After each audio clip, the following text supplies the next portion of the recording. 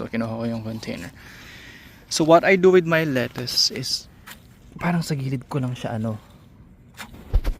like this, ganyan, sa gilid ko lang siya kukuhanan. Yan. And then dito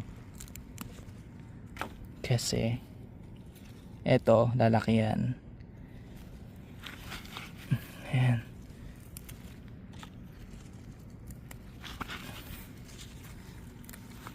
Alam nyo, every 7 days ako minsan every 3 days ako nag-harvest dito. Kasi ang bilis niyang lumaki. And then